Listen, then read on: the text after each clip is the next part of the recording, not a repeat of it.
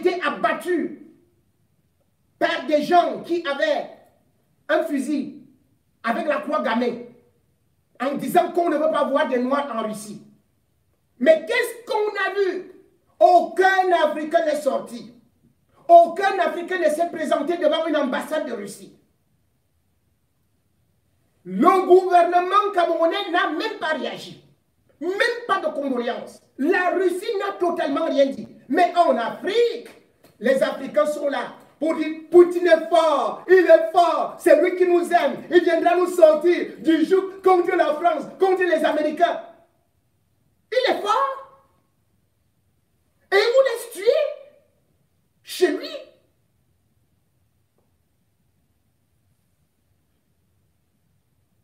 Sur les plateaux de télé, dans des chaînes de radio, de toute l'Afrique.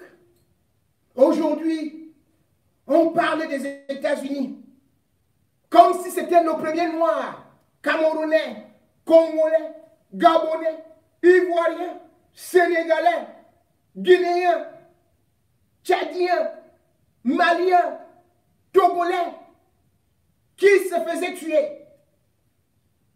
Vous laissez vos morts et vous partez vous indigner. C'est quelle indignation sélective? Dans vos pays, vous encouragez vos dirigeants à tuer les activistes, à tuer les journalistes, à tuer les opposants et enfermer tous les autres, à les massacrer.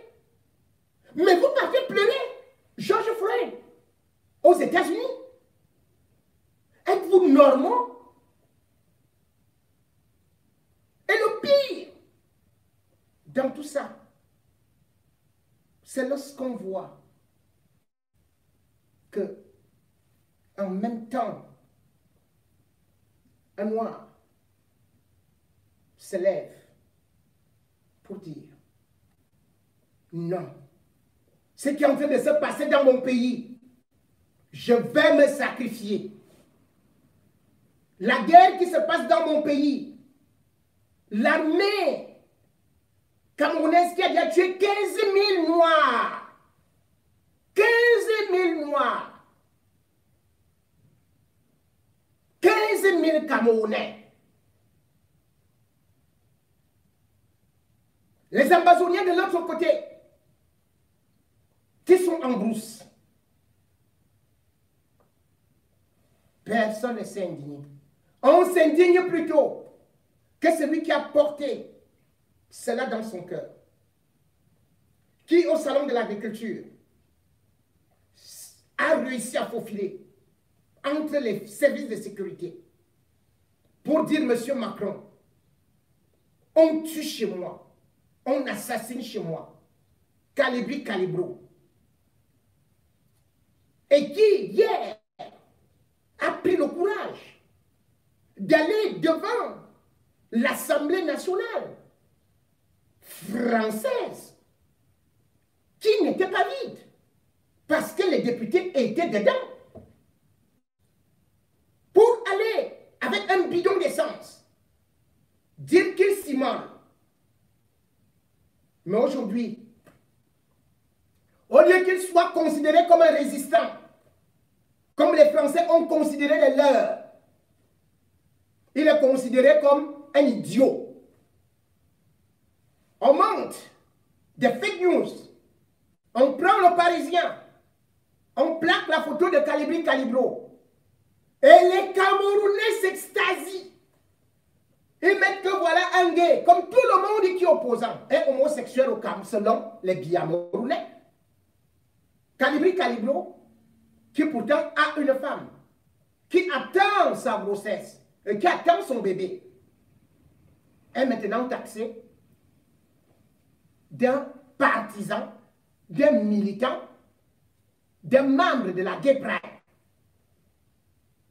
Il est maintenant considéré comme un écervelé. Je vois comment est-ce que les gens sont en train de l'insulter, de se moquer de lui. Ça aurait été un Français, ça aurait été un Américain, on aurait dit que c'est un héros. Vous connaissez la place Tiananmen, Quand un jeune homme s'est levé, il s'est assis, qu'est-ce qu'il a fait à la place Tiananmen? Il s'est déshabillé. Un Chinois, devant les chars, il s'est placé là que tu es moi. C'est ça qu'on appelle le résistant. Cette photo a fait le tour du monde. La photo de Kalibri Kalibro m'a été envoyée par mes amis européens en me disant quel courage. Il a marqué un grand pas, un grand coup. Ce sont les Européens qui m'ont envoyé la photo de Kalibri Kalibro pour féliciter cela. Pendant ce temps, ceux qui se disent, même combattants ou soi-disant intellectuels, ils sont assis en disant, oh, nous ne prenons pas l'immolation, nous ne prenons pas la violence, nous voulons gagner ceci par la paix et par le ceci et cela. Connaissent-ils dans quel pays ils sont en France. Savent-ils qu'entre 1661 et 1789, il y a eu 8500 révolutions en France? Savent-ils, ces intellectuels de Facebook, ces donneurs de leçons, de paix et de consorts, savent-ils que de toutes ces révolutions, les gens, les résistants, se sont immolés, se sont pendus?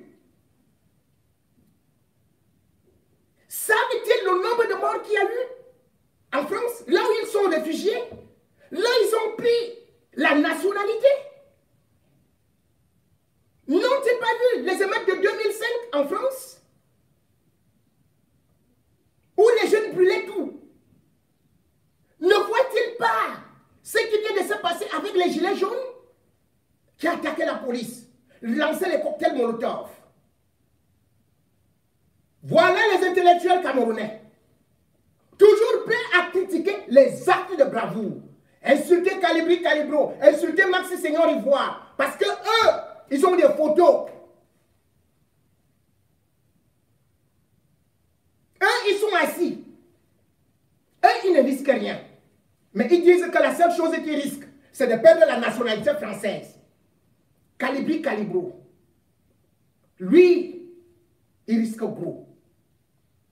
Je vous rassure que depuis son arrestation, on a fait le tour des commissariats, des hôpitaux.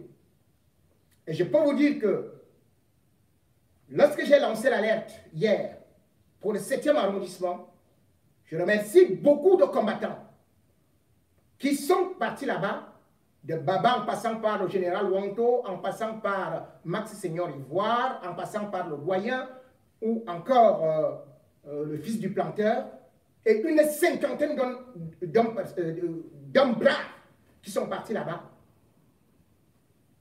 mettre de la pression au niveau de la police. Pendant ce temps, les sardinards étaient en train de se réjouir. Il est dans un asile psychiatrique. Il est ceci, cela. Mais on n'envoie pas les gens en asile psychiatrique comme ça. D'autres disaient même qu'il sera rapatrié. Ni l'un ni l'autre. Parce que pour déjà aller dans un asile psychiatrique, première des choses, il faut d'abord une décision de justice. Après des examens médicaux approfondis. Or, pour l'instant, je peux vous dire, Kalibri Kalibro a préparé son acte avec professionnalisme, avec boîtier. C'est un homme équilibré. C'est un homme digne. Il a posé un acte qu'aucun Africain n'a pu poser ici en France depuis fort longtemps. C'est un acte symbolique qui allait au Quai d'Orsay, qui allait jusqu'à l'Élysée. Et Macron en est conscient. On appelle ça de la haute communication politique. Et non ce que les gens viennent vous raconter. étant assis là que bon, on va faire ceci pour la révolution lente. Ça ne se fait pas. La révolution pacifique et tout et tout. Si c'était le cas, la France n'allait pas produire les armes. Si c'était le cas, les États-Unis n'allaient pas produire des armes. S'il s'agissait de ces intellectuels de bureau, ceux qui n'ont jamais rien posé, ceux qui n'ont jamais été en cellule, ceux qui n'ont jamais été en prison, s'il ne s'agit que d'eux, l'Afrique et les Africains et tous les Noirs seraient encore esclaves. Qu'ils sachent que quand ils se moquent de Kalibri Kalibro, Nelson Mandela était un poseur de bombes. Si Nelson Mandela se contentait juste à dénigrer, à parler de l'apartheid, rien n'aurait été fait. C'est parce qu'il a créé la branche armée de l'ANC. Qui est au-dessus de Nelson Mandela en Afrique? Dans l'histoire même de l'humanité, du 21e siècle. Non. Il est prix Nobel de la paix et non de la guerre. Pourtant, il a incendié les écoles. Ceux qui se moquent de Kalibri Kalibro ignorent, comme je le disais dans mon dernier live, enfin le live de la semaine dernière, que la Tunisie de Ben Ali était imprenable. On appelait ça le mur de la peur.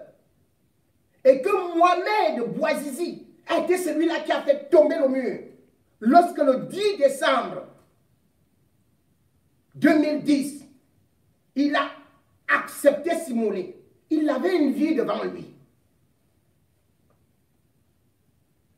Quelque temps après, celui qui était Ben Ali tout-puissant, qui disait qu'il va faire 110 ans au pouvoir, le 14 janvier 2011, il disait qu'il changeait déjà de gouvernement. Il tremblait déjà.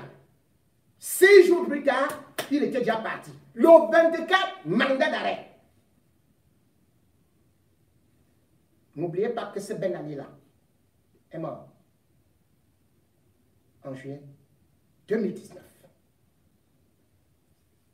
L'acte de Kalibri Kalibro, qui s'inscrit dans la haute communication et la haute réalisation, est un avertissement à la France.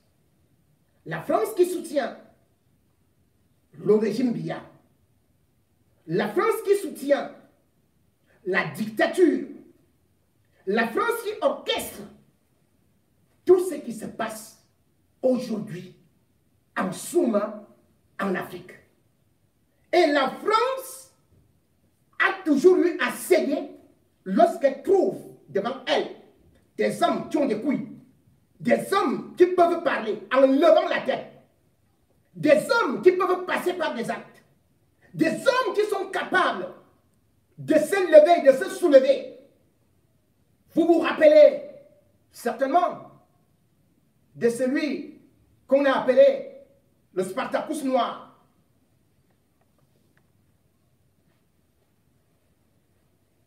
Qu'est-ce qui s'est passé? Vous connaissez comment est-ce que l'esclavage, les esclaves qui étaient là, sur une terre où 40 000 blancs étaient en train de maltraiter 1 million de noirs. Comment est-ce que tous sans ouverture, qui n'avaient pas les diplômes, ils connaissaient à peine lire, parce qu'ils avaient grandi dans